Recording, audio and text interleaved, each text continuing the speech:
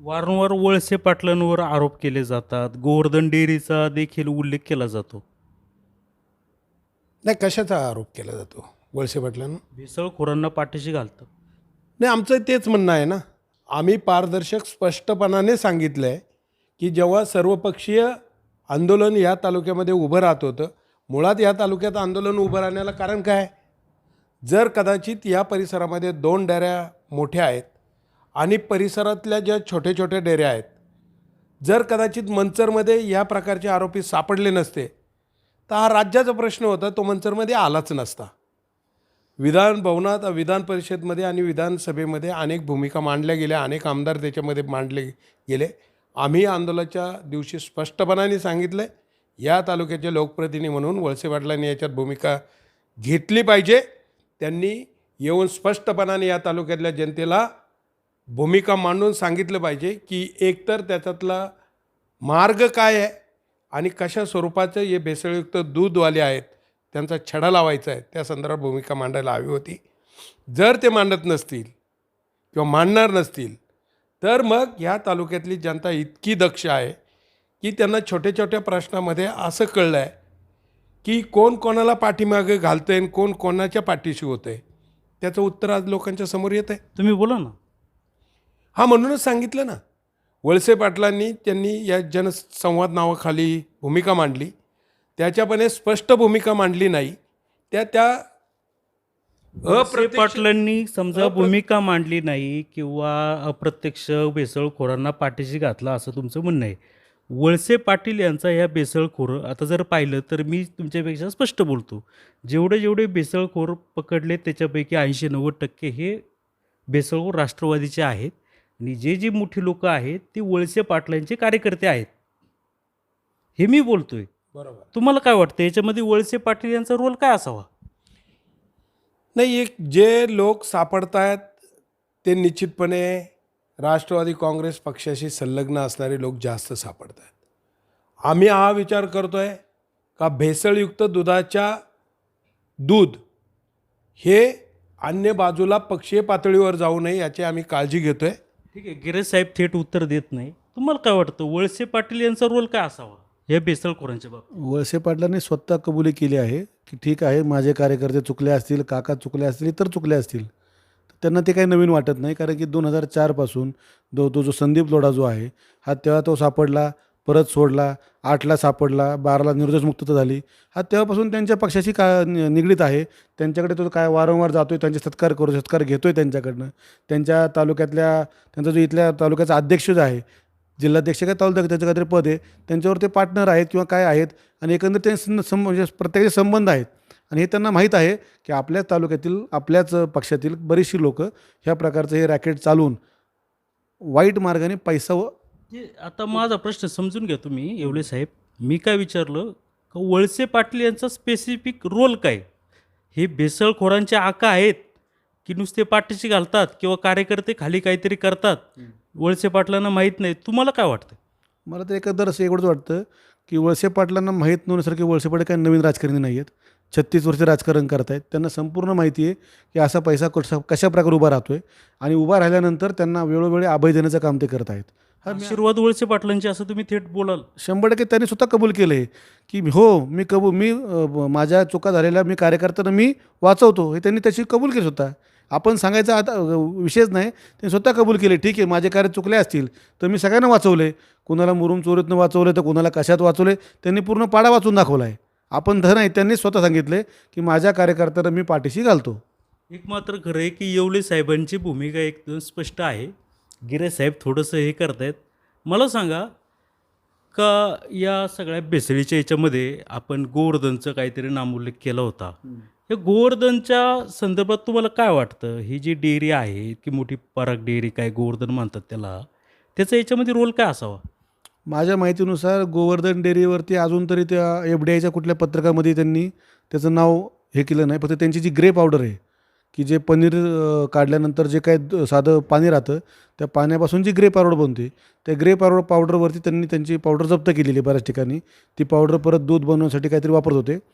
परंतु गोवर्धनचा विषय असा आहे की गोवर्धन हे वळसे पाटलांच्या आशीर्वादाने लावलेलं तालुक्यातलं झाड आहे आणि ह्याच झाडाच्या प्रत्येक ऑफिसमध्ये, प्रत्येक याच्यामध्ये वळसे पाटलांच्या प्रत्येक इलेक्शनला चालणाऱ्या मिटिंगा, तिथून होणारं पैशांचं वाटप, तिथून होणाऱ्या सर्व कार्यकर्त्यांचे आशीर्वाद असतील, इतर बाकीच्या आर्थिक गोष्टीच्या जे काय उलाढाली असतील, ह्या सर्व तिथून होतात.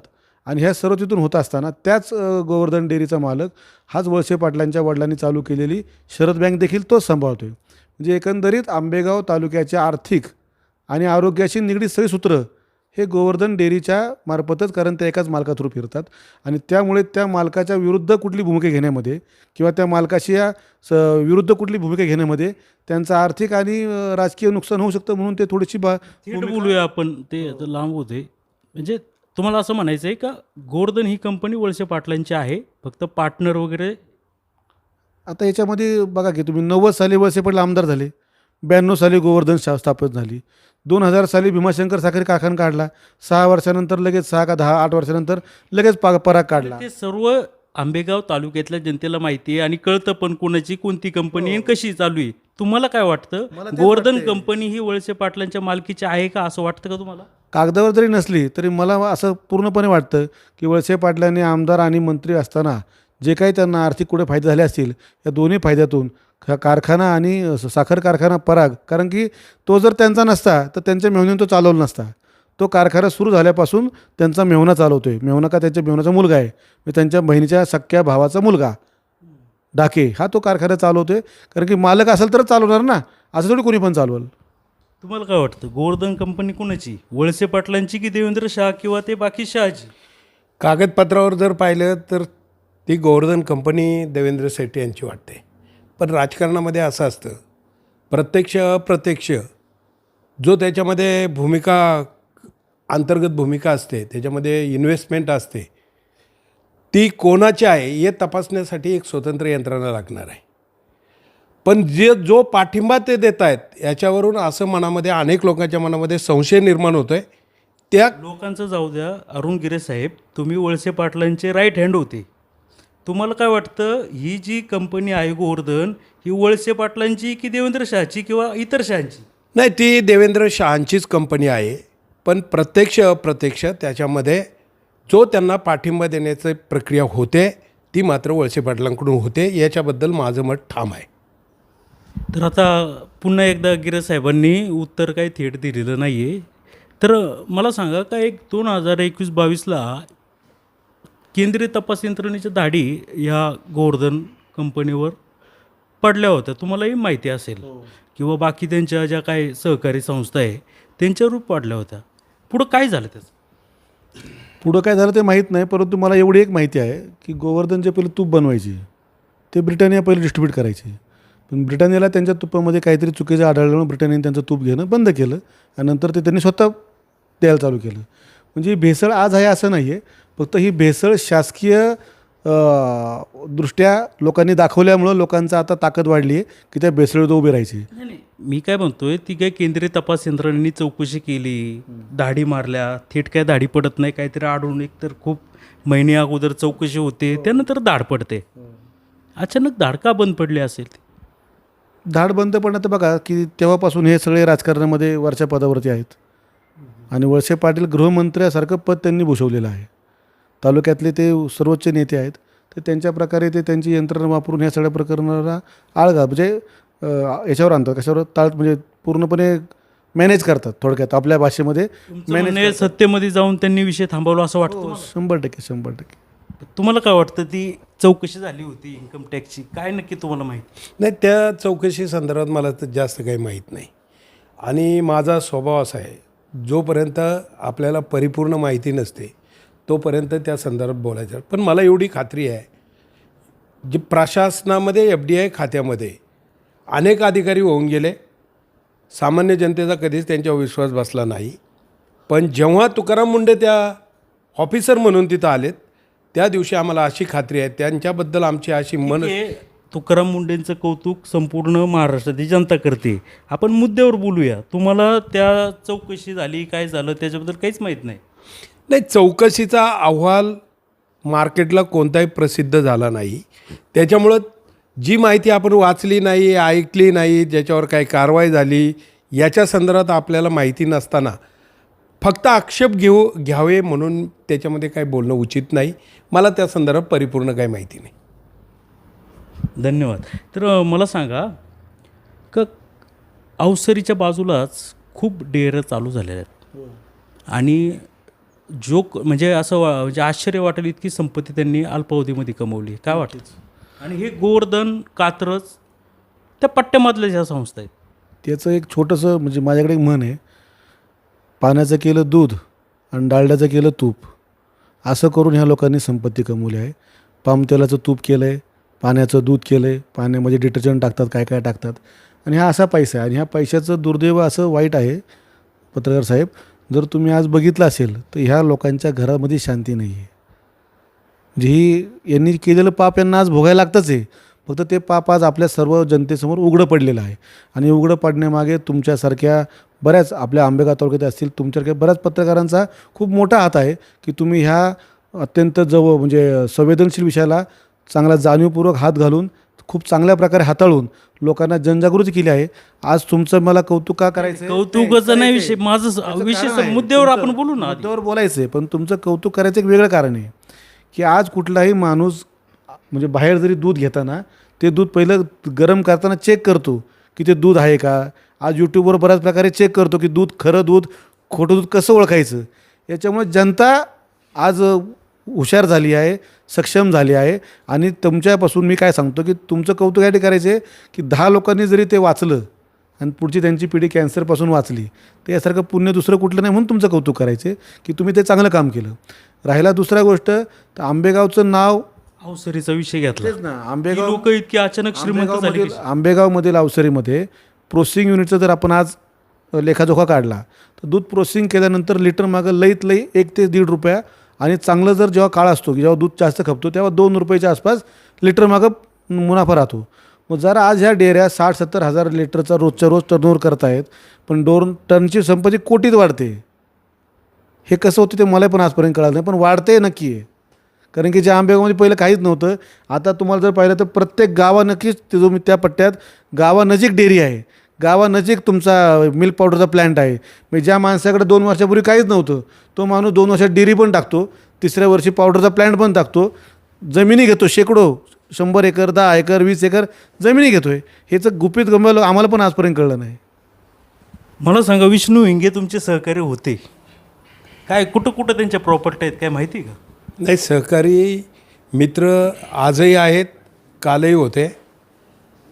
पण व्यक्तिगत पातळीला पाहिले तर काय प्रॉपर्टी, कुठं प्रॉपर्टी याच्या संदर्भात फार प्रत्येकजणच प्रत्येकाची चौकशी करत असतो असं नाही. आमचं एवढंच या संदर्भात माझं व्यक्तिगत मत आहे. परमेश्वरानं तुम्हाला आयुष्य दिलं आहे, त्या आयुष्यामध्ये तुम्ही चांगली सत्सद्विवेक बुद्धीला स्मरून चांगली जर कृत्य केलं तर तुम्हाला आयुष्यात कशाची मी कमतरता ठाम उत्तर देत नाही गिरे साहेब. आता हे इतके वर्ष हे होते, मला अशी माहिती मिळाली, समजून घ्या. हे गिरे ज्यावेळी अध्यक्ष होते, चेअरमन होते, मला अशी माहिती मिळाली त्यांनी ती कर्मचारी याच्यामध्ये एका मुलाकडून नोकरी लावण्यासाठी 5-5 लाख रुपये घेतले, 40-40 लोक कामाला लावली. तुम्हाला काय माहिती आहे? नाही, मी याच्या संदर्भात एकच पाहतो, विष्णू हिंगे काय आहे, कसा आहे, त्याच्या व्यक्तिमत्वावर माझा विरोध नाही. माझा विरोध फक्त असा आहे, सर्वसामान्य माणसाच्या जीवनामध्ये अत्यावश्यक म्हणून दुधाकडं पाहिलं जातं, त्याच्यात भेसळ करणारा जो मनुष्य असेल तो आमच्या दृष्टीने अत्यंत बेकार आहे. त्याच्यावर कारवाई झाली पाहिजे. तो आहे का ब आहे याच्याशी मला काही घेणं देणं नाही. धन्यवाद. विष्णू हिंगे जिल्हा परिषद याचे कात्रजचे चेअरमन असल्यापासूनची चौकशी व्हावी असं तुम्हाला वाटतं का? नक्कीच. कात्रजच्या पूर्ण 1995 सालानंतरच्या आत्तापर्यंतच्या 21-31 वर्षांची पूर्णपणे चौकशी व्हावी की कात्रजसारखा एवढा मोठ्या प्रमाणात चालणारा दूध संघ हा अडकून कसा राहिला. शासकीय पूर्णपणे निधी असताना, सर्व गोष्टी असताना तो वाढला का नाही. कारण की ज्यावेळी कात्रज संघाचं संकलन 1995 साली 1.5 लाख लिटर होतं, त्यावेळी या परागचं गोवर्धनचं संकलन फक्त 15,000 लिटर होतं.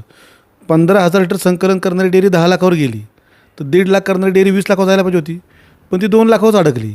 मग कात्रजला कोणीतरी दाबून आपल्या बगलबाच्यांना मोठं केलं आहे कुणीतरी म्हणजे नाव घ्या. कोणीतरी म्हणजे सब इथलं वळसे पाटलाचा निर्वाह सत्ता येते. वळसे पाटलांचीच लोक त्याच्यावर चेअरमन आहेत. वळसे पाटलांचीच बॉडी बसते. वळसे पाटील पहिल्यापासून राष्ट्रीय काँग्रेसचे मेन आहेत. ते सांगल तोच अध्यक्ष, ते सांगल तोच उपाध्यक्ष, ते सांगल तोच संचालक. एवढं सगळं करून सहकारी संस्था वाढवण्यासाठी त्यांना सरकारने लोकांनी निवडून दिलं. सहकारी संस्था डब्यात घातल्या म्हणजे आज कात्रज जेव्हा आम्ही पुण्यात राहायचो तेव्हा कात्रज एक नंबर डेअरी होती. कात्रशिवाय दूध मिळत नव्हतं. आज कात्रजचं नावच नामशेष करून टाकलं. तिथल्या लोकांचा त्यांचाच पगार म्हणजे त्यांच्या भविष्यात त्यांची वाढ, शेतकऱ्यांची वाढ खाऊन टाकली त्यांनी. सरकारी अनुदान कुठे मिळतं साहेब? गव्हर्नमेंट डेअरीला. गव्हर्नमेंट डेअरी बंद केली. सरकारी अनुदान नंतर तेच अनुदान नंतर यांना जाणून बुजून शेतकऱ्यांना म्हणजे सरकारकडनं खाजगी डेअऱ्यांना दिले. पाठीमागे 5-5 रुपये प्रति लिटरचं अनुदान हे डेअऱ्यांना द्यायला लावलं. हा पूर्णपणे आंबेगाव तालुक्याच्या सहकारी यंत्रणा बाद पडून इवन आमचा कारखाना देखील लोकांनी 15,000 20,000 शेअर भरून भीमाशंकर कारखाना काढला. तर भीमाशंकर कारखान्यात 200 एकर जमीन आहे. जसं विघ्नहरनी त्यांचं पुढं वाढवला, त्यांचं गाळत क्षमता वाढवली, तर यांनी याची नाही वाढवली. यांनी लगेच आपल्या मेवण्याला घेऊन आले, लगेच पराग कारखाना काढला. पराग कारखाना काढून लगेच तिथं गाळप क्षमता चालू केली. भीमाशंकर नुकसानीत, त्याच रेटनी पराग देतो कारखान्यात, पराग प्रॉफिटमध्ये. हे कुठलं गौडबांग आले? ज्याला सरकारचं सगळं समर्थन आहे, ज्याला सगळे सुविधा आहेत, ते लॉसमध्ये आणि ह्या प्रायव्हेट चालणारं प्रॉफिटमध्ये. काही नाही, हे फक्त आंबेगावला धुवून खाण्याचं एकमेव एक त्यांचं लक्ष आहे. त्यांनी आंबेगावला 35 वर्षात भक्ष्य केलं आहे. परंतु हा जो काय आजगर आहे, ज्या आजगराने आमचा आंबेगाव पूर्णपणे म्हणजे वळसे पाटील, नक्कीच वळसे पाटील, की त्यांनी आंबेगाव पूर्ण गिळंकृत केलं आहे. आता त्या ते निवांत पडलेत. काय माझी कुणी उपटायची उपटा मी काही घाबरत नाही. पण आंबेगावची जनता ह्या आजगराच्या पोटाला फाडून आपला आंबेगाव परत एकदा मुक्त केल्याशिवाय, भेसळमुक्त केल्याशिवाय आणि आंबेगावमधल्या परत सहकारी संस्था जिवंत करून आंबेगावातील प्रत्येक शेतकऱ्यांच्या पाठीमागे उभे राहूशिवाय शांत बसणार नाही. वळसे पाटील हे आंबेगाव तालुक्याचे भाग्यविधाते आहेत असं म्हटलं जातं. आता काय वाटतं?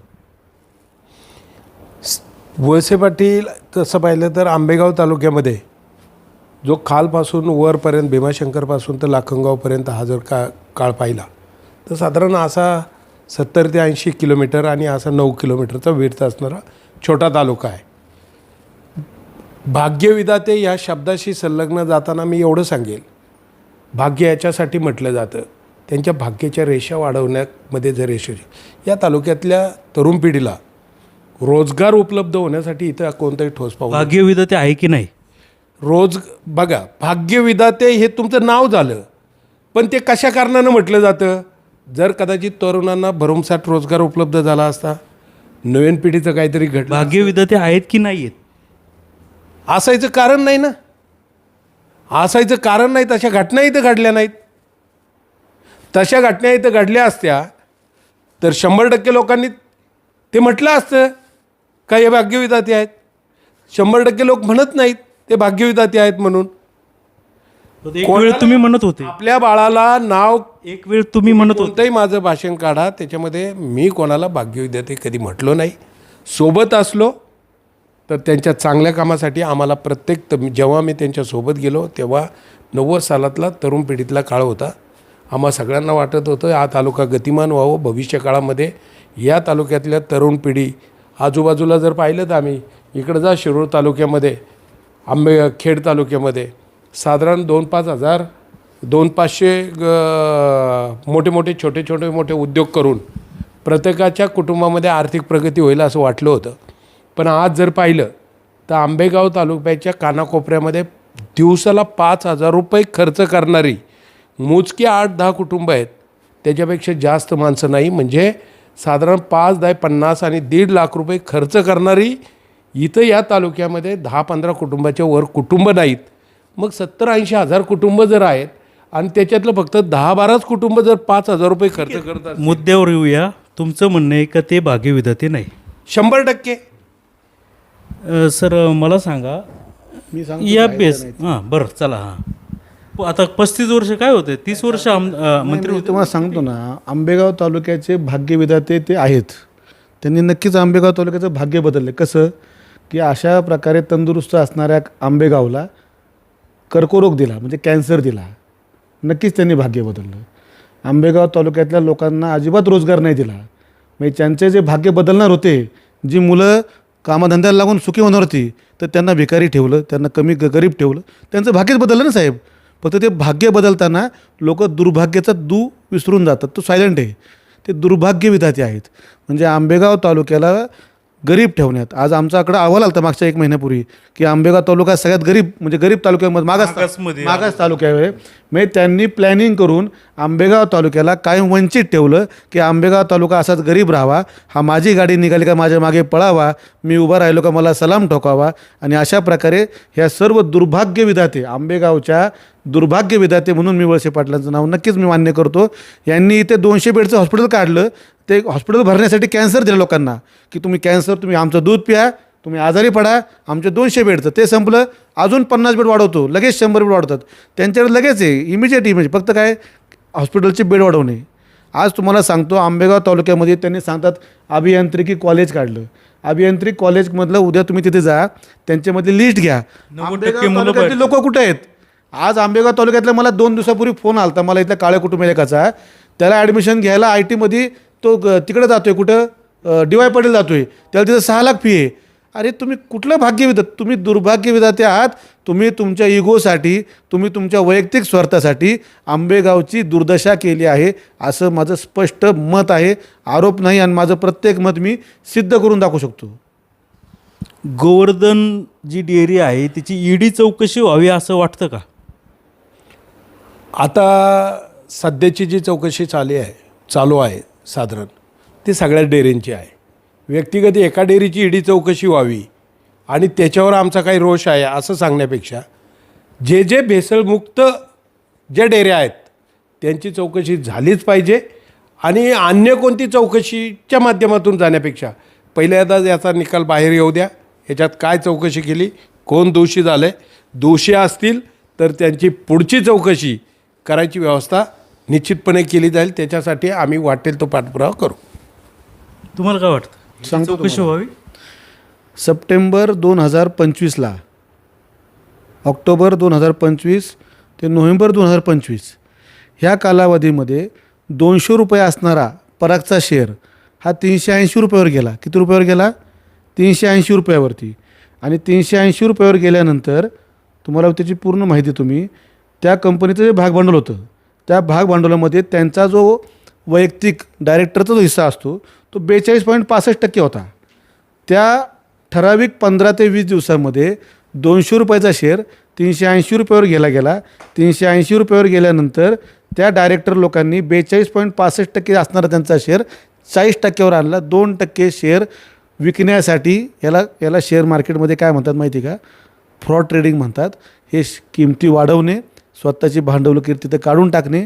आज त्या शेअरची किंमत किती आहे साहेब? 223 रुपये, बरोबर? हे बघा किती आहे पराग मिल्क, 223 मायनस झालाय. किती टक्क्याने मायनस झालं आज? आता ही तारीख बघा, 380 रुपये नोव्हेंबर 2025 380 रुपये गेला. आणि त्याच वेळी 2% आहे की इथं, आहे की समोर आहे की इथे समोर आहे, बरोबर तेवढ्या दिवसांसाठी हा तो बघा. तुम्हाला जर दिसलं तुम्हाला तर सप्टेंबर 2025ला तो होता 200 रुपये. तो ऑक्टोबर आणि नोव्हेंबर 2 महिन्यात गेला 380 रुपये. आणि तिथून तो परत मार्च 26पर्यंत परत 180 आला. आणि ह्याच कालावधीमध्ये त्यांनी 2% स्वतःचा वैयक्तिक शेअर होल्डिंग त्यातलं बाजूला काढलं. म्हणजे थोडक्यात काय आहे माहिती का? मी मगाशी पण म्हटलं, लोकांच्या पैशांशी खेळणारी ही पूर्ण एक रॅकेट आहे. आज यांनी पाण्याचं दूध केलं आहे, डालड्याचं तूप केलं आहे. आणि हा माझ्या गरीब जनतेचा, मायबाप जनतेचा, माझ्या बहीण भावांचा हा जो मेहनतीचा पैसा खाऊन हे जे तळतळ कमवत आहेत ना, तर याचं फळ त्यांना ह्याच जन्मात याची देही त्यांना भोगावं लागेल. आणि ते ह्या ना त्या रूपाने जिथे सरकार कमी पडेल, शासन, तिथं हा रमेश येवले आम्ही पूर्ण ताकदीने लोकांमागे उभे राहू आणि यांचा पूर्ण छडा पाडल्याशिवाय राहणार नाही.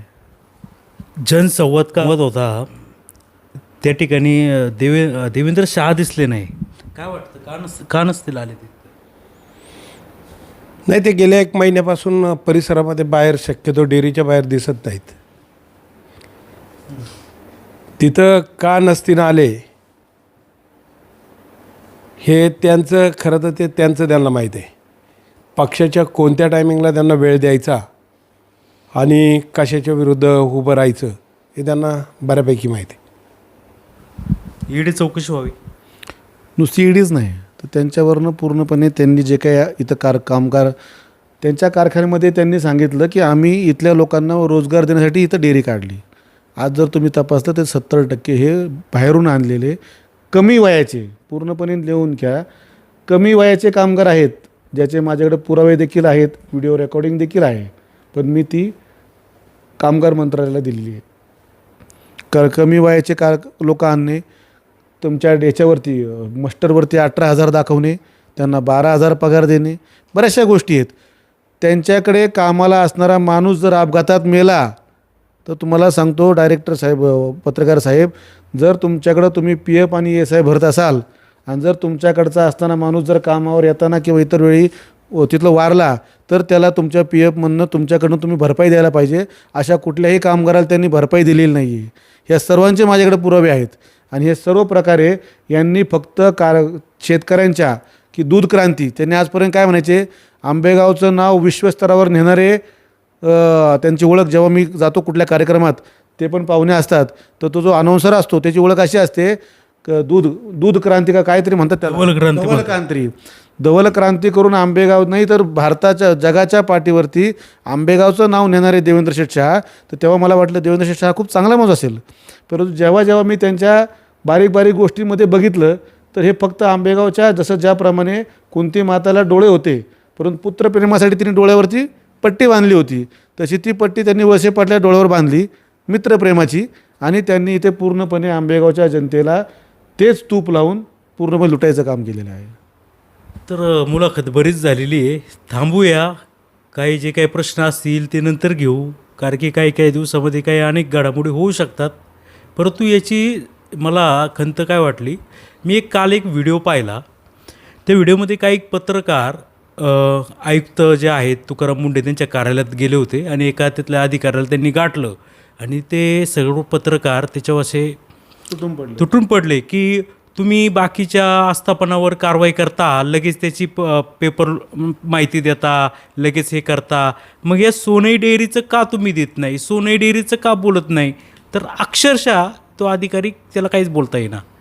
एवढंच वरून थांबता हे सगळे पत्रकार आतमध्ये गेले, तुकाराम मुंडेंना भेटायला. तुकाराम मुंडे बसले होते आणि तुकाराम मुंडे इतका त्यांनी प्रश्नांचा भडेमार केला का बाकीच्या तुम्ही याच्यावर कारवाई करता ते लगेच बाहेर येतं, मग आता ही जी सोनईवर जी कारवाई चालू आहे त्याची माहिती का देत नाही. तर तुकाराम मुंडेंचा चेहरा पाहिल्याचं तर पहिल्यांदाच मला काहीतरी वाटलं का काहीतरी त्यांच्यावर प्रचंड दबाव आहे. आणि ते देखील म्हणाले का चौकशी पूर्ण चालू आहे, चौकशी चालू आहे, मग माहिती देतो. नक्कीच खऱ्या अर्थानं आता एक चांगला अधिकारी या आपल्या महाराष्ट्राला लाभलेला आहे. परंतु ही जी गँग आहे, भेसळखोर माफिया आहे, ते खरंच ही चौकशी पूर्ण होऊन देतील का, हा खरा तर प्रश्न आहे. आता आपण दोघांनाही सडेतोड प्रश्न विचारले. गिरे साहेबांनी काय प्रश्नांची उत्तर दिली त्यांना माहिती, जनता समजून घेईल. आणि येवले साहेबांनी काय उत्तरं दिली तेही जनता समजून घेईल. परंतु खऱ्या अर्थानं या आंबेगाव तालुक्यातला आका हा समोर आलाच पाहिजे. पाहत राहा शिवाय न्यूज, मंचर.